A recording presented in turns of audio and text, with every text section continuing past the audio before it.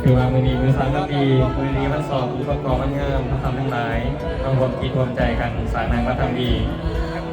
ที่จัดขึ้นโดยวัดลาวทรันโตออนทาริโอแคนาดาคือว่าเลยคนละ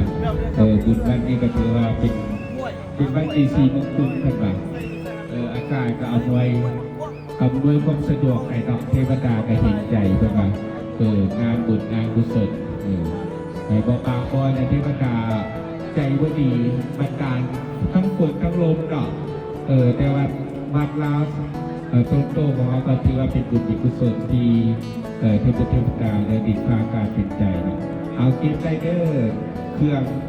ปัจจัยไสยทานเพราะว่า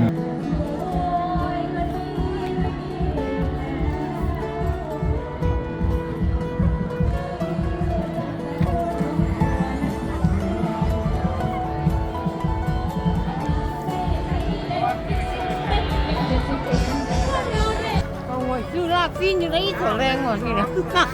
คนว่าเขาไปกินมื้ออื่นก่อนจันขายยังตู่มันนี่ขายยังใส่โปรโมทนะโปรโมทนะโปรโมทนะใส่ไหนขายยังไงนี่ทั้งละเท่าไหร่นั่นผู้ใหญ่ครูบาอาจารย์หรือท่านคณะกรรมการจะตั้งถามเสี่ยงซีหรือโปรโมทนามีผ้าไตรจีวรแล้วก็มีเครื่องอัฐบริขารญาติพี่น้องได้มาทำบุญทำกุศลตามกำลังศรัทธาเพื่อที่นำปัจจุบันใจในเล็กน้อยผสมกันเพื่อไปสร้างสาพัฒนาวัดของเราเนาะเพราะว่าเรากำลังสถานที่วัดเพื่อจะได้ให้มันกว้างมันขวางให้มันใหญ่พวกเก้าก็เดิน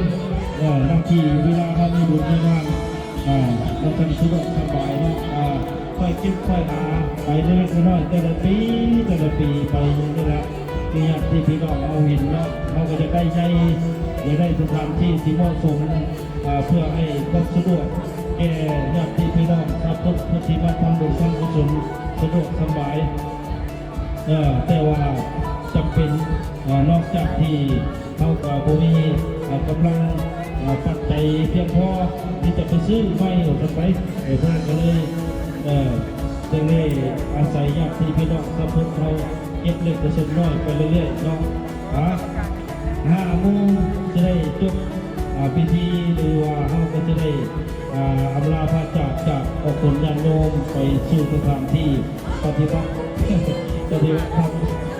สถานที่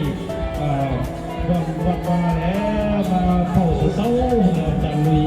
อาจารย์ชีใส่มานั่งพวกพ่อพวกแอนเป็นเมื่อยนะพวกพ่อพวกแอนเป็นเมื่อยพวก